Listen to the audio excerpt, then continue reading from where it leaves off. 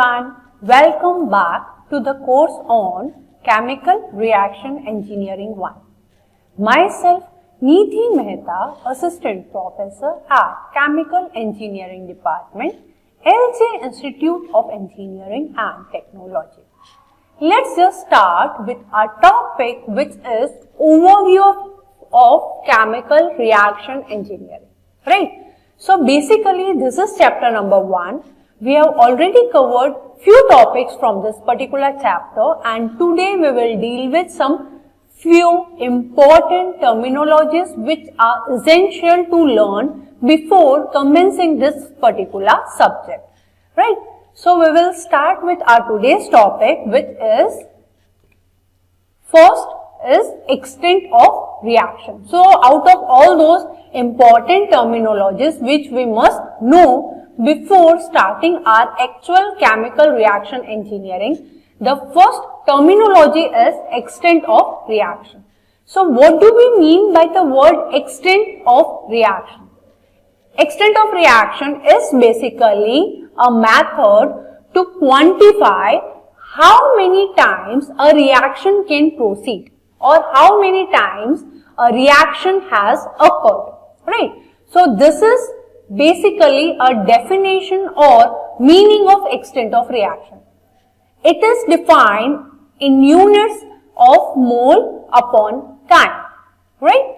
And numerically it is chosen in such a way that stoichiometric coefficient times is equal to the quantity of species which has been reacted. So if you can see here, S reacts with O2 to gives you SO2, right? So the extent of reaction is that how many times SO2 can form in given time period of range, right? In the specific time, how many times SO2 can be formed. The next terminology is conversion. So what do we mean by the word conversion? Conversion is basically defined as amount of reactant which is converted into product, right? Conversion is linked to formation of product. How we are converting our given raw material into product is defined as conversion.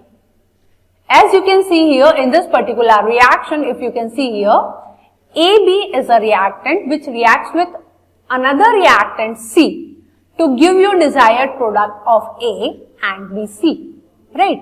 So conversion is formation of A and BC is termed as conversion of reactants, right? So now, what is selectivity then? Selectivity is basically a formation of some specific compound, right?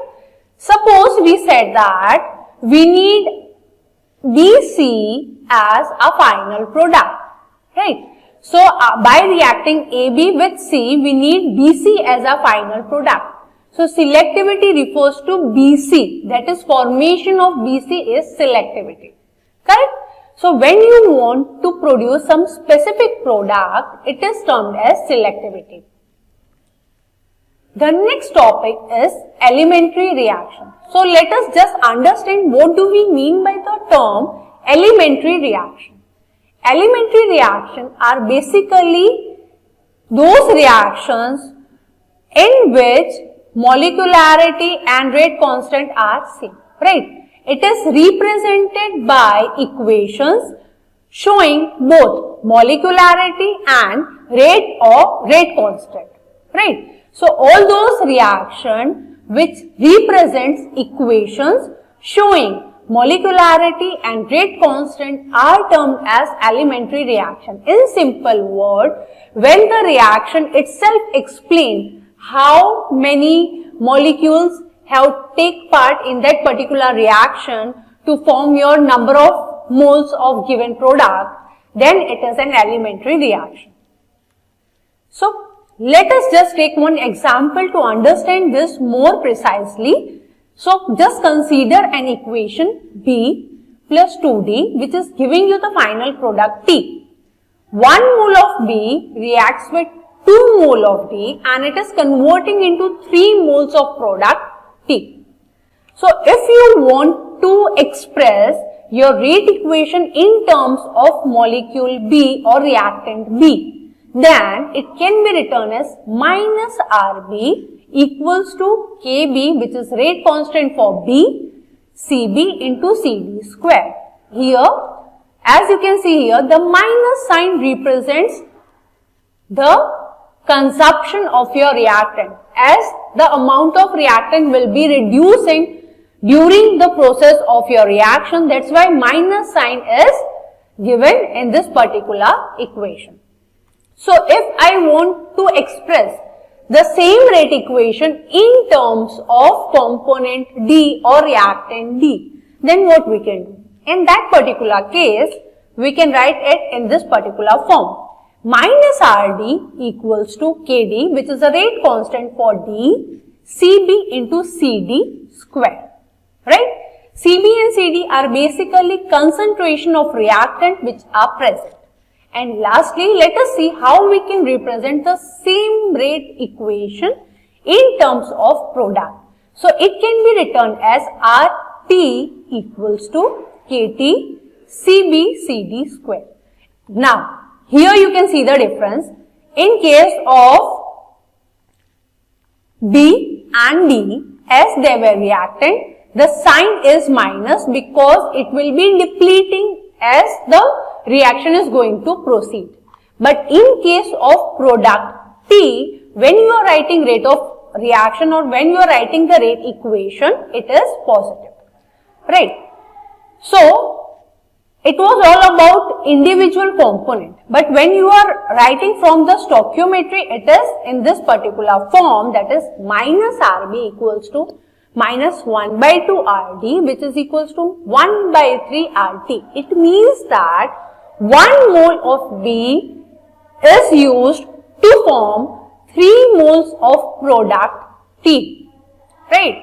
And simultaneously 2 moles of reactant D is needed to form 3 moles of product T, right? Now, the next topic will be non-elementary reaction. What is elementary reaction? We have just now seen. So now we must understand the concept of non-elementary reaction. Right? So what do we mean by non-elementary reaction? A non-elementary reaction is one whose stoichiometry does not match its kinetics. Right? As you have just now seen that in case of reaction B, D and T, all the reactant and product are written in such a way that its stoichiometry and its kinetics are linked with each other. Right? But in case of non-elementary reaction, it is not like that. So just take one example. N2 plus 3H2 is giving 2NH3, right? Nitrogen and hydrogen are combining to form ammonia. So what we need to do?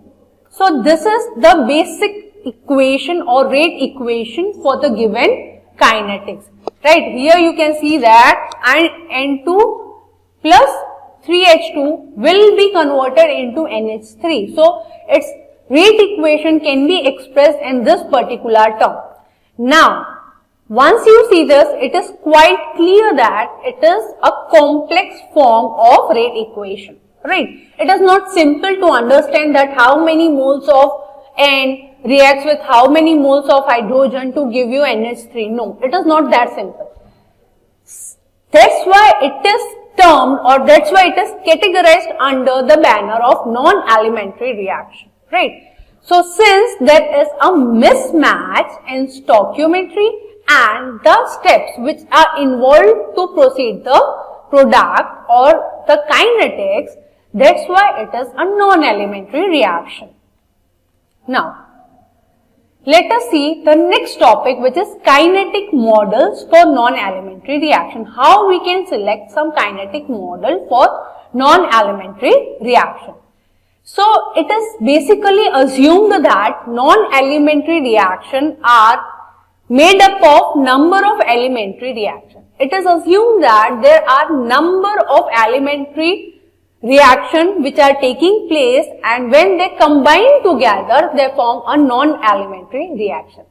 but the product which are formed by those elementary steps are so small in the quantity that it cannot be easily noticed, right? So it is determined by assuming that a sequence of elementary reaction is actually occurring, but we cannot actually measure them due to the intermediate formation and the quantity is very, very less. So for example, if the kinetic of reaction is given by A2 plus B2, which is equals to 2AB. So what we can go is, we assume that this particular reaction has occurred in 3 different steps. In step number 1, the reactant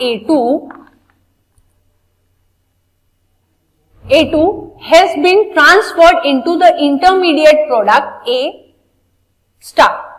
Right, this is an intermediate product A star. This reacts with another reactant B2 to form AB and one more intermediate B star. Right, this abstract sign represents the intermediate position or intermediate state. Right, so at final, if you can see that this A abstract and this B abstract combines together to form the final product AB. And as there is one more AB, therefore combining the overall equation you will have 2AB, right? So this is the basic concept of how a reaction rate can proceed, right? This is the basic concept of kinetic model for non-elementary reaction, correct? The next is steps for testing kinetic model. How we can test the kinetic model? So first step is to assume the model. We need to assume what are the number of steps or what are the number of possible steps which can occur in this particular reaction. Right? To complete this reaction, what can be the probable steps which can occur? Once we do that, after that we need to go for obtaining the kinetic expression. Right? We need to obtain the expression using all those steps. And once you obtain that kinetic expression, check whether the predicted rate expression is corresponding to the experiment or not. Right. Once it does not match, we need to go back and select some other intermediate or some other model for our given rate equation. So this is all about today's session about important terminologies and what is elementary reaction, what is non-elementary reaction, and how we can build a model for our given kinetics, right? Hope all the topics which we have covered today is quite clear. Thank you.